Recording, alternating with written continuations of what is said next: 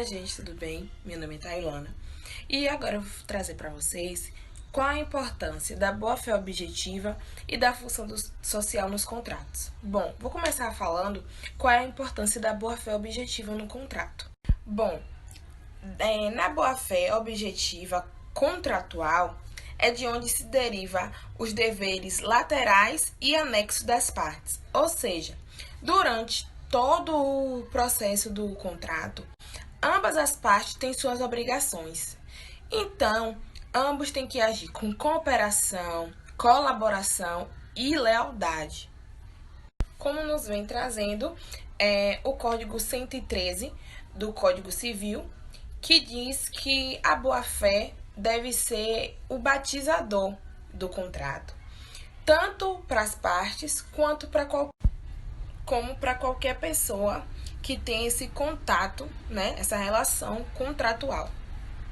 Já na função social do contrato, as partes devem observar as normas gerais de direito, as normas morais e éticas, um bem comum onde vai envolver eles perante a sociedade.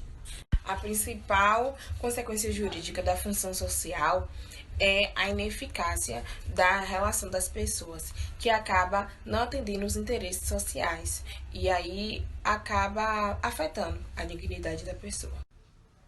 Sobre os princípios da boa-fé objetiva e da função social para o contrato, eu, Alexia, irei abordar sobre um ponto básico e fundamental para a exposição do nosso tema, que seria o então pressuposto de que os princípios da boa-fé e da função social limitam e instruem a liberdade contratual. Para que seja possível a harmonia presente na vida social das pessoas, necessita-se, portanto, do comportamento imutável, juntamente também com a presença de condutas leais de todos. E, desse modo, dos princípios que regem os contratos, vimos de forma expressa a essencialidade da base do princípio da boa-fé objetiva e da função social, que estabelecem e influenciam diretamente na liberdade contratual. Na nossa sociedade atual contemporânea, é mister a participação de regras mínimas e básicas de convívio. Sendo assim, preceitos que limitam e estruturam o ordenamento jurídico formulam toda a ética necessária para quaisquer tipos de correlações. E o que seria, então, liberdade de contratar?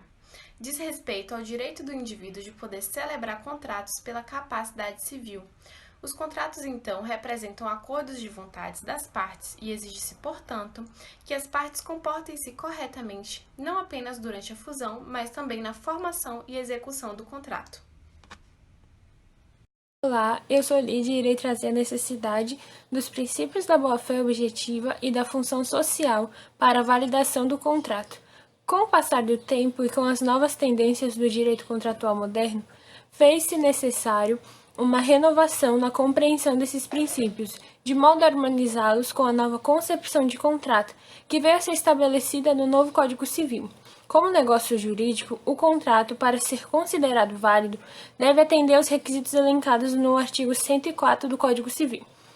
Por ser resultado da vontade de duas ou mais partes, o contrato pode ser classificado como bilateral, quando temos duas partes contratantes, ou plurilateral, quando temos mais de duas partes contratantes. Não há, em relação ao número de partes, um contrato unilateral, já que o contrato pressupõe ao menos duas partes manifestando suas vontades por um interesse em comum. Além disso, o contrato gera obrigações, mas não necessariamente para todos os contratantes. Nesse sentido, o contrato pode ser unilateral, quando só uma das partes possui obrigações, como a doação pura, por exemplo, ou bilateral, quando todas as partes têm obrigações, como na compra e venda. Ainda, os contratantes atribuem a cada uma das partes ou a terceiros direitos e obrigações. Geralmente, as partes conferem recíprocas obrigações e direitos apenas para os próprios contratantes, não ultrapassando a relação jurídica das partes do contrato. É admitido que o contrato gere direito a terceiros estranhos à relação contratual, como é o caso de seguro de vida. Entretanto, para que o contrato seja válido, além de obedecer aos requisitos estabelecidos pelo artigo 104 do Código Civil e as suas classificações, o acordo de vontades deve estar pautado pelos princípios contratuais. Meu nome é Denilson Falcão. Etimologicamente, o termo boa-fé origina-se na expressão bona fides, fidelidade, confiança, sinceridade. O princípio da boa-fé deita suas raízes no direito romano, refletindo em alguma medida seus três pilares: viveram nesta se preocupavam com o estabelecimento de princípios na aplicação do direito. A fides romana se concretizava nas relações entre a clientela, grupo de pessoas que se situavam entre o cidadão livre e o escravo, que em troca da promessa de proteção e favores, fides promessa, submetiam-se a certos deveres de lealdade e obediência, fides poder, e os patrícios. Progressivamente foram desaparecendo os elementos de sujeição e sentido de boa-fé. Treu, lealdade e glauber no contexto medieval dos juramentos de honra e das tradições cavalheirescas traduzem um significado completamente diferente da boa-fé romana. A garantia de manutenção e o cumprimento da palavra dada não se vincula mais a uma ótica subjetiva, que garante ao cliente, mas a uma perspectiva ética, objetiva, ligada à confiança geral estabelecida em nível de comportamento coletivo, somada à boa-fé e ao equilíbrio econômico.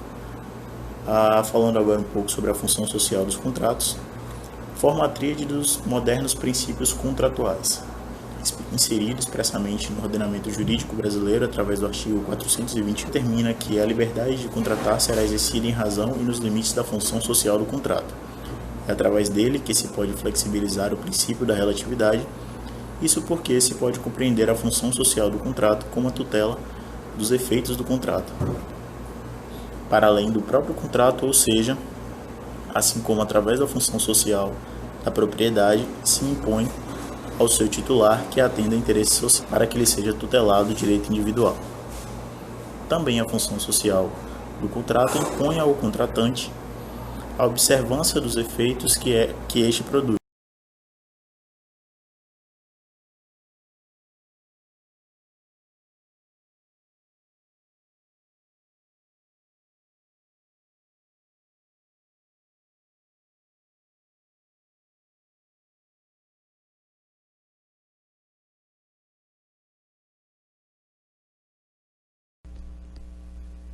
Olá, meu nome é Hélio Felipe, sou aluno do 4º semestre de Direito da FAM. Este vídeo tem por finalidade a matéria de Direito Civil, a parte dos contratos. O tema que irei abordar está ligado ao paper desenvolvido ao longo desse semestre, através do meu grupo, cujo tema é relacionar os princípios da boa-fé objetiva e da função social para o contrato.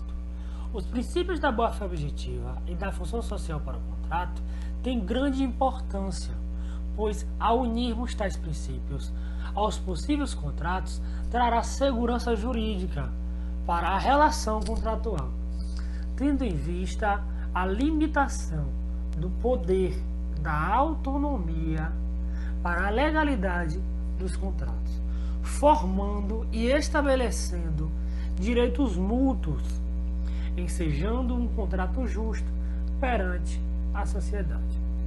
Podemos dizer que a boa-fé objetiva tem como característica a lealdade, a honestidade. Ao impetrarmos ao contrato, veremos que tal princípio norteará toda a relação, podendo acarretar em responsabilidade civil para aquele que agir de má fé. Ao indagarmos sobre a função social, veremos que suas características são parecidas com a da boa-fé objetiva, pois tutela, protege o dever de observar a lei, os costumes, normas e outros princípios, os interesses coletivos e sociais. Podemos concluir que o contrato tem por obrigação satisfazer o nexo contratual. Este é o ponto-chave do princípio da função social.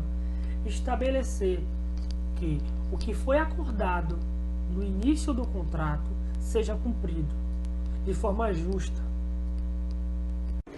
Meu nome é Guilherme Maia e venho trazer a importância da aplicação dos princípios na resolução dos contratos.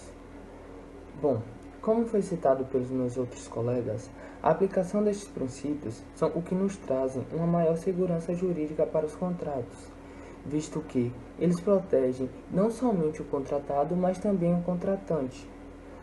Vale-se dizer também que tanto o princípio da boa-fé objetiva quanto o princípio da função social precisaram tomar um caráter realmente objetivo, não ficando apenas no plano teórico, sendo possível observar diversas formas de aplicação de tais conceitos, como, por exemplo, o Ministério Público atuando para a execução dos mesmos, para que, assim, tanto o contratado, tanto o contratante, haja de maneira adequada na hora de se firmar o contrato.